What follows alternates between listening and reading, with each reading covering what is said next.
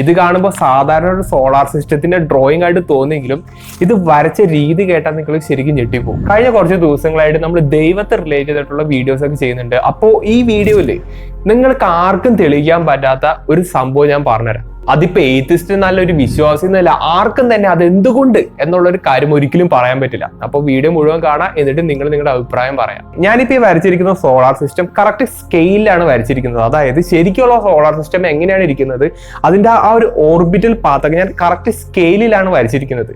അപ്പോൾ ഇത് ഞാൻ വരച്ചത് നമ്മുടെ ഗിസയിലത്തെ പിരമിഡ് നോക്കിയിട്ടാണ്. അതായത് നമ്മുടെ ഗിസയിൽ കണ്ടുവരുന്ന ഗ്രേറ്റ് പിരമിഡിന്റെ അത് ഡീകോഡ് ചെയ്തിരിക്കുന്ന ഒരുപാട് കാര്യങ്ങൾ ഉപയോഗിച്ചിട്ടാണ് ശരിക്കും ഞാൻ ഈ ഒരു സംഭവം വരച്ചെടുത്തത്. ഈ കാണുന്നത് നമ്മുടെ ഗിസയിൽ കണ്ടുവരുന്ന ഗ്രേറ്റ് പിരമിഡ്സിന്റെ ഒരു ടോപ്പോഗ്രാഫിക് വ്യൂ ആണ്. അത് നിങ്ങൾക്ക് ആർക്ക് വേണമെങ്കിലും നെറ്റിൽ നോക്കി എടുക്കാൻ പറ്റും. ഇവിടെ ഞാൻ ഗൂഗിൾ എർത്ത് ഉപയോഗിച്ചിട്ടാണ് ഈ ഒരു സ്ക്രീൻഷോട്ട് എടുത്തിട്ട് അത് നൈസ് ആയിട്ട് ഞാൻ പ്രിന്റ് എടുത്തു.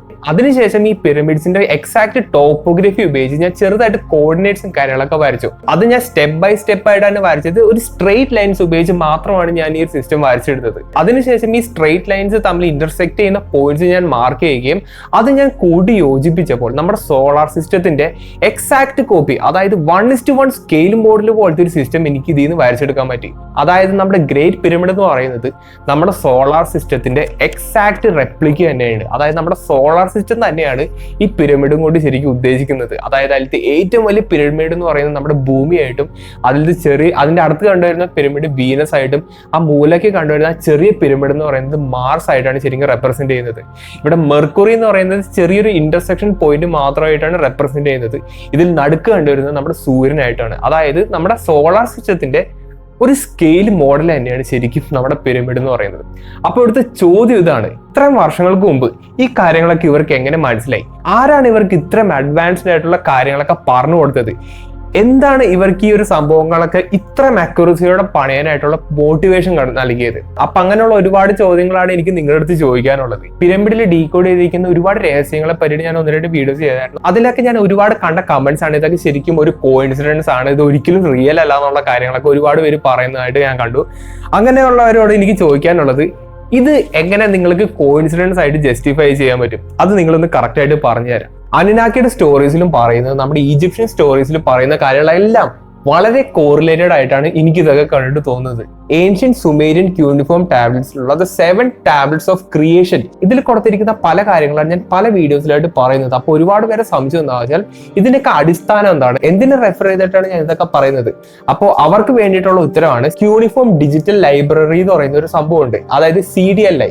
ഇത് ആർക്ക് വേണമെങ്കിലും ഓൺലൈനിൽ നോക്കിക്കഴിഞ്ഞാൽ മനസ്സിലാവും. അതായത് ഈ പറയുന്ന ടാബ്ലറ്റ്സിൽ കൊടുത്തിരിക്കുന്ന കാര്യങ്ങളൊക്കെ ട്രാൻസ്ലേറ്റ് ചെയ്തിരിക്കുന്ന ഒരു വെബ്സൈറ്റ് ആണ് ശരിക്കും CDLI എന്ന് പറയുന്നത്. ഈ വെബ്സൈറ്റിൽ പോവുകയാണെങ്കിൽ ആർക്ക് വേണമെങ്കിലും എപ്പോൾ വേണമെങ്കിലും ഞാൻ പറയുന്ന കാര്യങ്ങളൊക്കെ ശരിയാണോ, ഞാൻ ഉണ്ടാക്കി പറയുന്നതാണെന്നുള്ള കാര്യങ്ങളൊക്കെ എപ്പോൾ വേണമെങ്കിലും സെർച്ച് ചെയ്യാൻ പറ്റും.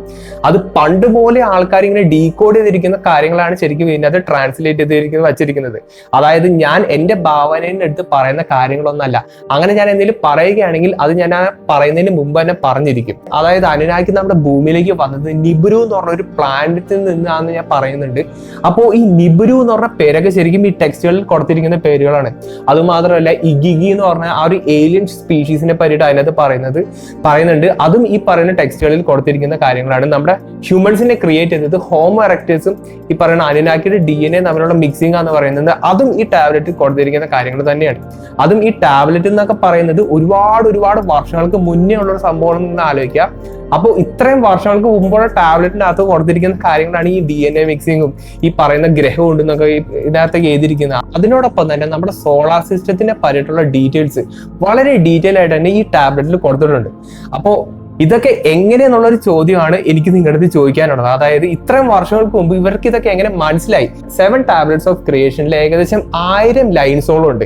അതിൽ ഓരോ ടാബ്ലറ്റിൽ, അതായത് 7 ടാബ്ലറ്റ് ഉണ്ട്, അതിൽ ഓരോ ടാബ്ലറ്റിലും 150-200 ലൈൻസ് വെച്ചിട്ടാണ് ശരിക്കും ഉള്ളത്. ഈ ടാബ്ലറ്റിൽ കൊടുത്തിരിക്കുന്ന കാര്യങ്ങളുടെ ട്രാൻസ്ലേഷന് ശേഷം പല ആൾക്കാരും പല സ്റ്റോറീസും ഈ സംഭവത്തിനെ പറ്റിയിട്ട് ഇങ്ങനെ പറയുന്നുണ്ട്. പക്ഷേ എല്ലാവരും പറയുന്ന കാര്യങ്ങൾ വളരെ സിമിലർ ആണ്. അതായത് ഇതിന്റെ ഫൗണ്ടേഷൻ, അതിന്റെ അടിത്തറ എല്ലാവരും പറയുന്നത് വളരെ ഈക്വൽ ആയിട്ടുള്ള കാര്യങ്ങളാണ്. അതായത് പുറത്തുനിന്ന് ആരും നമ്മുടെ ഭൂമിയിലേക്ക് വരികയും നമ്മുടെ ഭൂമിയിൽ വന്ന് താമസിക്കുകയും നമ്മുടെ ഭൂമിയിൽ വർക്ക് ചെയ്യുകയും അവിടുന്ന് ഗോൾഡ് മൈൻ ചെയ്യുകയും അങ്ങനെയുള്ള കാര്യങ്ങളൊക്കെ വളരെ ഒരു ഫൗണ്ടേഷൻ എന്ന് പറയുന്നത് വളരെ സിമിലർ ആയിട്ടുള്ള കാര്യങ്ങളാണ്. ഇത്തരത്തിലുള്ള അത്യാവശ്യം അഡ്വാൻസ്ഡ് ആയിട്ടുള്ള ഇൻഫർമേഷൻ ഈ ടാബ്ലറ്റിൽ ഇവർ ഇത്രയും വർഷങ്ങൾക്ക് മുമ്പ് കൊത്തി വയ്ക്കണമെങ്കിൽ ഇതിന്റെ ഒരു മിത്തിക്കൽ ടൈലായിട്ട് നമുക്ക് ഒരിക്കലും കൺസിഡർ ചെയ്യാൻ പറ്റില്ല.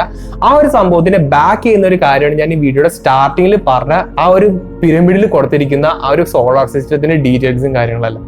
അപ്പോ ഇതൊക്കെ തമ്മിൽ എന്തെങ്കിലും കണക്ഷൻ ഉണ്ടോ എന്നുള്ള കാര്യം എനിക്ക് സത്യം പറഞ്ഞാൽ അറിയില്ല. പക്ഷേ ഇതൊക്കെ കണ്ടിട്ട്, അതായത് അവരുടെ ലെജൻസിൽ കൊടുത്തിരിക്കുന്ന കാര്യങ്ങളും നമ്മുടെ ഇന്ത്യയിൽ കൊടുത്തിരിക്കുന്ന ലെജൻസിന്റെ കാര്യങ്ങളും അനുനാഗിയുടെ കാര്യങ്ങളും എല്ലാം തന്നെ വളരെ സിമിലർ ആയിട്ടാണ് എനിക്ക് ഇപ്പോഴും തോന്നിയിട്ടുള്ളത്. നമ്മുടെ സോളാർ സിസ്റ്റത്തിനെ പറ്റി ഞാൻ പണ്ട് ഒരുപാട് വീഡിയോസ് ചെയ്തിട്ടുണ്ട്. അപ്പോൾ അതിൻ്റെ അകത്ത് ഏറ്റവും കൂടുതൽ അനോമലി ആയിട്ട് തോന്നിയിരിക്കുന്നത് നമ്മുടെ യുറാനസിന്റെ കാര്യമാണ്. ഈ സംഭവം മറ്റുള്ള പ്ലാനറ്റിനെ പോലെയല്ല, അതിന്റെ ആക്സിസ് നേരെ തിരിഞ്ഞാണ് അത് ശരിക്കും കറങ്ങുന്നത്. അപ്പോൾ അത് എന്തുകൊണ്ടായിരിക്കാം അങ്ങനെ കറങ്ങിയത്? അത് ഈ കാലങ്ങൾ കൊണ്ട് സയന്റിസ്റ്റുമാർ പല കൺക്ലൂഷനിലേക്കും വന്നിട്ടുണ്ട്. അതിൽ തന്നെ ഏറ്റവും ഡോമിനന്റ് ആയിട്ട് നിൽക്കുന്ന ഒരു സംഭവം എന്താ വെച്ചാൽ, നമ്മുടെ സോളാർ സിസ്റ്റത്തിലേക്ക് എന്തോ ഹെവി ആയിട്ടുള്ള ഒരു ഒബ്ജക്റ്റ് വന്നു. നമ്മുടെ സോളാർ സിസ്റ്റത്തിന്റെ ഗ്രാവിറ്റി എന്തോ ഒരു ഹെവിയർ ആയിട്ടുള്ള ഒരു ഒബ്ജക്റ്റിന് നമ്മുടെ സോളാർ സിസ്റ്റത്തിന്റെ അകത്തേക്ക് ഇങ്ങനെ അട്രാക്ട് ചെയ്യിപ്പിച്ചു. അതിപ്പോ ഒരു സ്റ്റാർ ആവാം, ഒരു വലിയ പ്ലാനറ്റ് ആവാം, എന്ത് തന്നെ ആവാം. ഈ സംഭവത്തിന് അത്യാവശ്യം കൂടുതൽ ഗ്രാവിറ്റി ഉള്ളത് കൊണ്ട് തന്നെ ഈ സംഭവം നമ്മുടെ സോളാർ സിസ്റ്റത്തിന്റെ അകത്തേക്ക് വന്നപ്പോൾ ബാക്കിയുള്ള പ്ലാനറ്റുകളുടെ മൂണുകളുടെ എല്ലാത്തിന്റെയും ആ ഒരു ഓർബിറ്റിന്റെ നല്ല രീതിയിൽ അത് എക്സ്പെക്ട് ചെയ്തതായിട്ടാണ് പറയപ്പെടുന്നത്. അതായത് മെർക്കുറി വളരെ സ്ലോ ആയിട്ടാണ് റൊട്ടേറ്റ് ചെയ്യുന്നത്. അപ്പോൾ അതിന്റെയൊക്കെ റീസൺ ഇതായിരിക്കും എന്ന് പറയുന്നുണ്ട്. ഒരുപാട് വർഷങ്ങൾക്ക് മുമ്പ് നെപ്റ്റ്യൂൺ നിന്നിടത്ത് സാറ്റേൺ ആയിരുന്നതും സാറ്റേൺ നിന്നിടത്ത് നെപ്റ്റ്യൂൺ ആണെന്നും പറയുന്നുണ്ട്. അപ്പോൾ അതിന് റീസൺ ഈ ഒരു സംഭവം ഒന്നും പറയുന്നുണ്ട്. അതുമാത്രമല്ല, നമ്മുടെ മാർസിന്റെ എന്തൊരു വലിയ ഒബ്ജക്റ്റ് വന്ന് ഇടിച്ചതായിട്ടും പറയുന്നുണ്ട്. അതുകൊണ്ട് നമ്മുടെ മാർസിന്റെ പോൾസ് ഷിഫ്റ്റ് ചെയ്തതായിട്ടും പറയുന്നുണ്ട്. ഇതൊക്കെ പ്രൂവൺ ആയിട്ടുള്ള സയന്റിഫിക് ഡേറ്റയാണ് ഞാൻ പറഞ്ഞത്. ഈ പറയുന്ന കാര്യങ്ങളൊക്കെ ഒരു മെയിൻ സ്ട്രീം ന്യൂസിലോ കാര്യങ്ങളോ ഒന്നും വരില്ല. കാരണം അത് ഒട്ടും റെലവൻസ് ഇല്ലാത്ത കാര്യങ്ങളാണ്. നാസയുടെ വെബ്സൈറ്റിൽ കയറി നോക്കുകയാണെങ്കിൽ ഇതിന്റെ 9th പ്ലാനറ്റ് ആണെന്നാണ് പറയുന്നത്. പക്ഷേ ഒരുപാട് സ്പെക്കുലേഷൻസ് എന്താ വെച്ചാൽ ഇതൊരു പ്ലാനറ്റ് അല്ല, നേരെ മറിച്ച് ഇതൊരു ബ്രൗൺ ഡോർഫ് സ്റ്റാർ ആണെന്നാണ് പറയപ്പെടുന്നത്. അതായത് നമ്മുടെ സൂര്യന്റെ ഏകദേശം നമ്മുടെ സൂര്യന്റെ അത്രയും വലിപ്പമുള്ള ഒരു സ്റ്റാർ ആണ് ശരിക്കും നമ്മുടെ സൂര്യനെ ഇങ്ങനെ ഓർബിറ്റ് ചെയ്യുന്നതായിട്ട് പറയുന്നുണ്ട്. അതും ഈ ബ്രൗൺ ഡോർഫ് എന്ന് പറയുന്നത് നമ്മുടെ സൂര്യൻ അത്ര ബ്രൈറ്റ് അല്ല. അതായത് ഇതൊരു ഫെയിൽഡ് സ്റ്റാർ കാറ്റഗറിയിൽ പെടുന്ന ഒരു സംഭവമാണ്. അത് മാത്രമല്ല, ഈ സ്റ്റാറിന് ചുറ്റും 6 പ്ലാനറ്റ്സ് ഉള്ളതായിട്ട് പറയുന്നുണ്ട്. ഈ ബ്രൗൺ ഡ്വാർഫിന് ചുറ്റും ഈ പറയുന്ന 6 പ്ലാനറ്റ്സ് ഉണ്ട്. ഈ ബ്രൗൺ ഡ്വാർഫ് നമ്മുടെ സോളാർ സിസ്റ്റത്തിന്റെ അകത്തൂടെ പോയതായിട്ടും പറയുന്നുണ്ട്. അപ്പൊ ഈ അനുനാക്കിൽ പറയുന്ന ആ ഒരു നിബ്രു എന്ന് പറഞ്ഞ പ്ലാനറ്റ് ഈ ബ്രൗൺ ഡ്വാർഫിനെ ചുറ്റുന്ന ഏതെങ്കിലും ഒരു പ്ലാനറ്റ് ആവാനുള്ള സാധ്യതകളും ഉണ്ട്. അനുനാഗി ടേലുകളിൽ പറയുന്ന നിബ്രു എന്ന് പറഞ്ഞ ഒരു പ്ലാനറ്റ് ശരിക്കും റിയൽ ആവാനുള്ള സാധ്യതകൾ വളരെ കൂടുതലാണ്. പിരമിഡ് നിൽക്കുന്നത് നമ്മുടെ ഭൂമിയിലത്തെ ലാൻഡ് മാസിന്റെ ഒത്ത സെന്ററിലാണ്. അതായത് ഭൂമിയുടെ സെന്ററിലെന്നല്ല, ഭൂമിയിലത്തെ ലാൻഡ് മാസിന്റെ ഒത്ത സെന്ററിലാണ് നമ്മുടെ പിരമിഡ് നിൽക്കുന്നത്. അത് നമ്മുടെ പിരമിഡിന്റെ കോർഡിനേറ്റ് എന്ന് പറയുന്നതും നമ്മുടെ സ്പീഡ് ഓഫ് ലൈറ്റിന്റെ ആ ഒരു മീറ്റർ പെർ സെക്കൻഡിലത്തെ നമ്പർ എന്ന് പറയുന്നതും എക്സാക്ട്ലി സെയിം ആണ്. അപ്പോ ആ ഒരു സംഭവം കോയിൻസിഡൻസ് ആയിരിക്കാം, അതിനെ പറ്റിയിട്ട് എനിക്കറിയില്ല. പക്ഷെ എന്തോ ഈ സോളാർ സിസ്റ്റത്തിന്റെ കാര്യം കൂടി ഞാൻ ആലോചിക്കുമ്പോൾ അതൊരു കോയിൻസിഡൻസ് ആയിട്ട് സത്യം പറഞ്ഞാൽ എനിക്ക് തോന്നുന്നില്ല. അതിനോടൊപ്പം തന്നെ ഒരുപാട് കാര്യങ്ങൾ ഇതിനായിട്ട് ഡീകോഡ് ചെയ്തിട്ടുണ്ട്. ഭൂമിയും സൂര്യനും തമ്മിലുള്ള കറക്റ്റ് ആയിട്ട് ഡിസ്റ്റൻസ് നമുക്ക് കിട്ടണമെങ്കിൽ നമ്മുടെ ഗ്രേറ്റ് പിരമിഡിന്റെ ബേസിന്റെ ഡയഗണലിന്റെ ലെങ്ത്തിന്റെ ഹാഫ് എടുക്കാം. അത് കഴിഞ്ഞിട്ട് 10⁻⁷ ആയിട്ട് മൾട്ടിപ്ലൈ ചെയ്ത് കഴിഞ്ഞാൽ നമുക്ക് കറക്റ്റ് ഭൂമിയും സൂര്യനും തമ്മിലുള്ള ഡിസ്റ്റൻസ് കിട്ടും. ഭൂമി സൂര്യന് ചുറ്റും ചുറ്റുന്ന ആ ഒരു റേഡിയസിന്റെ ആവറേജ് നമുക്ക് കണ്ടുപിടിക്കണമെങ്കിൽ ഗ്രേറ്റ് പിരമിഡിന്റെ ഹൈറ്റ് എടുക്കുക, അതിനെ 10⁻⁹ ആയിട്ട് മൾട്ടിപ്ലൈ ചെയ്താൽ നമുക്ക് കിട്ടും. ഇവിടെ സാധാരണ ഇഞ്ചസ് അല്ല നമ്മൾ ഉപയോഗിക്കുന്നത്, പിരമിഡ് ഇഞ്ചസ് ആണ് നമ്മൾ ഉപയോഗിക്കുന്നത്. എന്നാലും നമുക്ക് കറക്റ്റ് ആയിട്ട് ആ ഒരു കാൽക്കുലേഷനിലൂടെ നമുക്ക് ആ ഒരു വാല്യൂ കിട്ടും. അടുത്തത് നമ്മുടെ ഭൂമിയും മൂണും തമ്മിലുള്ള ദൂരമാണ്. ഗ്രേറ്റ് പിരമിഡിന്റെ അത് ജൂബിലി പാസേജ് എന്ന് പറഞ്ഞ ഒരു പാസേജ് ഉണ്ട്. അപ്പോൾ ആ പാസേജിന്റെ ലെങ്ത് എടുക്കുക, അതിനെ 7 ആയിട്ട് മൾട്ടിപ്ലൈ ചെയ്യുക, പിന്നെ അതിനെ 10⁻⁷ ആയിട്ട് മൾട്ടിപ്ലൈ ചെയ്ത് കഴിഞ്ഞാൽ നമുക്ക് നമ്മുടെ ഭൂമിയും മൂണും തമ്മിലുള്ള ഡിസ്റ്റൻസ് കറക്റ്റ് ആയിട്ട് കിട്ടും. ഈ പറയുന്ന ഡിസ്റ്റൻസസ് ഒക്കെ ആവറേജ് ഡിസ്റ്റൻസ് ആണെന്നുള്ള കാര്യം നിങ്ങൾ മനസ്സിലാക്കുക. അതായത് നമ്മുടെ ഭൂമി സൂര്യന് ചുറ്റും ചുറ്റുന്നതും മൂൺ നമ്മുടെ ഭൂമിന് ചുറ്റും ചുറ്റുന്നതൊക്കെ എപ്പോഴും ഒരേ ഡിസ്റ്റൻസിലല്ല ചുറ്റുന്നത്, ഒരു എലിപ്റ്റിക്കൽ ഓർബിറ്റിലാണ് ചുറ്റുന്നത്. അതുകൊണ്ട് തന്നെ ഈ പറയുന്ന ഡിസ്റ്റൻസസ് ഒക്കെ ഒരു ആവറേജ് ഡിസ്റ്റൻസ് ആണെന്നുള്ള കാര്യം നിങ്ങൾ ആലോചിക്കുക അല്ലെങ്കിൽ മനസ്സിലാക്കുക. ഇതോടൊപ്പം തന്നെ പിരമിഡ് ഉപയോഗിച്ച് നമ്മുടെ സൂര്യന്റെ റേഡിയസ് അടക്കം കണ്ടുപിടിക്കാൻ പറ്റും. ഗ്രേറ്റ് പിരമിഡിൽ കണ്ടുവരുന്ന ഗ്രാനൈറ്റ് കോഫറിന്റെ പെരിമീറ്റർ എടുക്കുക, അതായത് ചുറ്റളവ് എടുക്കുക, അതിനെ 10⁸ ആയിട്ട് മൾട്ടിപ്ലൈ ചെയ്ത് കഴിഞ്ഞാൽ നമുക്ക് നമ്മുടെ സൂര്യന്റെ റേഡിയസ് കറക്റ്റ് ആയിട്ട് നമുക്ക് മനസ്സിലാവും. ഇത് കൂടാണ്ട് നമ്മുടെ ഭൂമിയുടെ പോളാർ റേഡിയസ്, അതായത് നോർത്ത് പോളിൽ നിന്ന് സൗത്ത് പോൾ വരെയുള്ള ആ ഒരു ഡിസ്റ്റൻസ്, അതായത് അതിന്റെ പകുതി റേഡിയസ് നമുക്ക് ഇതിൽ നിന്ന് കാൽക്കുലേറ്റ് ചെയ്യാൻ പറ്റും. ഇത്ര നാളുടെ മനസ്സിലായിട്ടുണ്ട്. ഇനി എന്തെങ്കിലും കൂടുതൽ കാര്യങ്ങൾ ഇതിന്റെ അത് ഡീകോഡ് ചെയ്തിട്ടുണ്ടോ, അതായത് എൻകോഡ് ചെയ്തിട്ടുണ്ടോ എന്നുള്ള കാര്യം നമുക്ക് ഇപ്പോഴും അറിയില്ല. ഞാനിപ്പോ ഈ പറഞ്ഞ കാര്യങ്ങളൊക്കെ ഒരു മിസ്റ്ററി പോലെ നിങ്ങൾ കേട്ടിട്ട് ഈ ചെവി കൂടെ കേട്ട് ഈ ചെവി കൂടെ കളയുന്ന രീതിയിൽ ആക്കരുത്. കാരണം ഇതൊക്കെ ഒരു 5000-6000 വർഷങ്ങൾക്ക് മുമ്പേ പണി തീർത്ത സംഭവങ്ങളാണ്. ശരിക്കും അങ്ങനെയാണ് നമുക്ക് അറിയാവുന്നത്. അപ്പോ ഇങ്ങനെയുള്ള കാര്യങ്ങളൊക്കെ, അതായത് നമ്മൾക്ക് ഇപ്പോ, അതായത് 2024 പോട്ടെ ഒരു 30 വർഷം ബാക്കിൽ ആ ഒരു സമയത്താണ് നമ്മുടെ സോളാർ സിസ്റ്റത്തിനെ പറ്റിയിട്ടും അങ്ങനെയുള്ള കാര്യങ്ങളൊക്കെ നമുക്ക് അതിനെ പറ്റിയിട്ടുള്ള അറിവ് നമുക്ക് കിട്ടിയത് ഇത്രയും വർഷങ്ങൾക്ക് മുമ്പാണ്. അപ്പോ എങ്ങനെയാണ് ഇവർക്ക് ഈ കാര്യങ്ങളൊക്കെ ഇത്രയും വർഷങ്ങൾക്ക് മുമ്പ് മനസ്സിലായത്? ആരായിരിക്കും ഈ പറയുന്ന അറിവുകളൊക്കെ ഇവർക്ക് കൊടുത്തത്? ആരായിരിക്കും ഈ പറയുന്ന ഈ ആർക്കിടെക്ചറൊക്കെ ഡിസൈൻ ചെയ്തത്? എന്തുകൊണ്ടാണ് നമ്മുടെ ലോകത്തെമ്പാടും പിരമിഡിക്കൽ സ്ട്രക്ചർ കണ്ടുവരുന്നത്? അങ്ങനെയുള്ള ഒരുപാട് ചോദ്യത്തിനുള്ള ഉത്തരം ഈ പറയുന്ന ലെജൻഡ്സിലൊക്കെ കൊടുത്തിട്ടുണ്ട്. ഇവിടുത്തെ ഏറ്റവും വലിയൊരു കുഴപ്പം എന്താ പറയുക, നമുക്ക് ഏതിനെ വിശ്വസിക്കണം എന്ന് ശരിക്കും നമുക്ക് പറയാൻ പറ്റില്ല. കാരണം അനുനാക്കിയിൽ കൊടുത്തിരിക്കുന്ന ടെയിലും കാര്യങ്ങളൊക്കെ ശരിക്കും നമ്മൾ ഒരു രീതിയിൽ ആലോചിക്കുകയാണെങ്കിൽ പ്യൂർലി ഒരു മിത്തിക്കൽ ടെയിലായിട്ട് നമുക്ക് വായിച്ചു പോകാൻ പറ്റും. നേരെ മറിച്ച് നമുക്ക് ഒരുപാട് എവിഡൻസസ് നമുക്ക് ഇപ്പോൾ കിട്ടി വരുന്നുണ്ട്. അതായത് ഇപ്പൊ പിരമിഡ്സിന്റെ കാര്യങ്ങളായിക്കോട്ടെ, നമ്മുടെ ലോകത്തുള്ള പല സിവിലൈസേഷനിലുള്ള കാര്യങ്ങളായിക്കോട്ടെ. അപ്പോൾ എല്ലാത്തിലും തന്നെ ഒരു കോമൺ ആയിട്ടുള്ള കാര്യങ്ങളൊക്കെയാണ് ഇങ്ങനെ പറഞ്ഞു വരുന്നത്. അതിനോടൊപ്പം തന്നെ പിരമിഡ്സിന്റെ കേസിൽ വരുമ്പോൾ അപ്പോൾ ഇവരുടെ ആ ഒരു ആർക്കിടെക്ചറിലാണ് ഈ വക അഡ്വാൻസ്ഡ് ആയിട്ടുള്ള കാര്യങ്ങളൊക്കെ ഇങ്ങനെ എൻകോഡ് ചെയ്ത് വെച്ചിരിക്കുന്നത്.